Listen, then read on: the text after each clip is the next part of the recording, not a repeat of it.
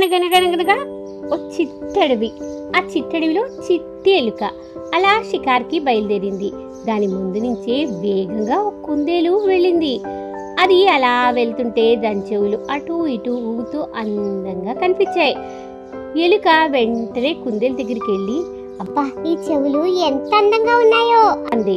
కుందేలు నవ్వి, నా చెవుల్నే మెచ్చుకుంటున్నావా? జింక చెవులు చూస్తే ఏమంటావో మరి అంది ఎలుకతో. అప్పుడు ఎలుక ఆశ్చర్యంగా, నీకన్నా పెద్ద చెవులుంటాయా జింకకి అని ప్రశ్నించింది. జింకకు పొడవాటి చెవులు, దాని వెనక కొమ్మల్లాగా వంపు తిరిగిన కొమ్ములు ఉంటాయి. ఎంత అందంగా ఉంటాయో అంది కుందేలు. దాంతో చిట్టెలుకకు జింక చెవులు చూడాలనిపించి కుందేలుతో, నాకు జింకని చూపించగలవా అని అడిగింది. ఈ అడవిలో నాకు పరిచయం ఉన్న జింక ఉంది, పద దాని దగ్గరికి తీసుకువెళ్తాను అని రెండు బయలుదేరాయి. అలా జింక దగ్గరికి వెళ్ళాయి. కుందేలు జింకతో, మిత్రమా, ఈ చిట్టెలుకకు నీ అందమైన చెవులు చూడాలనుంది, అందుకే వచ్చాం అంది.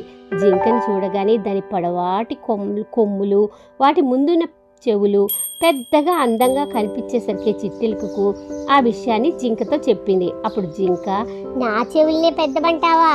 ఇంకా ఏనుగు చెవు చూస్తే ఏమంటావో? ఏనుగు చెవులంటే నాకు చాలా ఇష్టం, భలే ఉంటాయి అంది జింక.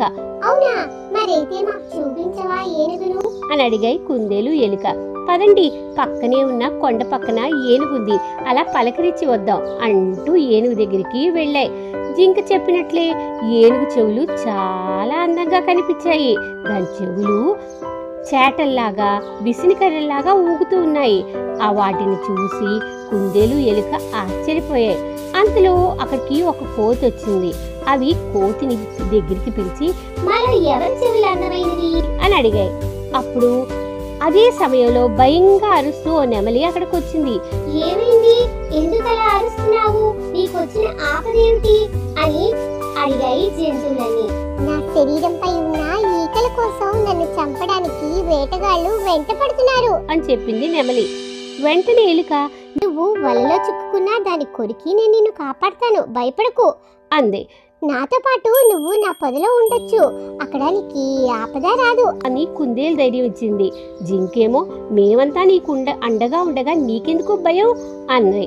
ఆ వేటగాళ్ళని నా తొండంతో ఎత్తి అవతల పడేస్తాను, మళ్ళీ నీ జోలికి రాకుండా చేస్తాను అంది ఏనుగు. అలా అన్ని భరోసా ఇచ్చేసరికి నెమలి కాస్త స్థిమితపడింది. అప్పుడు కోతి, మొదటి నెమలి అరుపు విన్నది ఎవరు అని అడిగింది అన్నిటినీ. ఏనుగు, జింక, కుందేలు, ఎలుక నేనంటే నేను, నేనంటూ నేను, నేనంటే నేను అంటూ చెప్పాయి. అలాగే అని నెమల్ని ఆపాల నుంచి కాపాడతామని ముందుగా ఎవరు చెప్పారు అని అడిగింది. నెమల్ని రక్షించుకుంటామని అందరము చెప్పాము అన్నాయి. ఎదుటి వారి బాధని విని అర్థం చేసుకుని వారికి సాయం చేయాలి అనుకునే వారందరి చెవులు అందమైనవే అంటూ కోతి తీర్పు ఇచ్చి వెళ్ళిపోయింది. ఈ కథ ద్వారా నీతి ఏంటంటే, అందము ప్రాధాన్యం కాదు, ఎదుటి వారిని అర్థం చేసుకుని వారికి సాయం చేసే మంచి మనసు ఉండాలి. ఈ కథ గనక మీకు నచ్చితే ప్లీజ్ లైక్, షేర్, సబ్స్క్రైబ్ చేయండి. Thank you.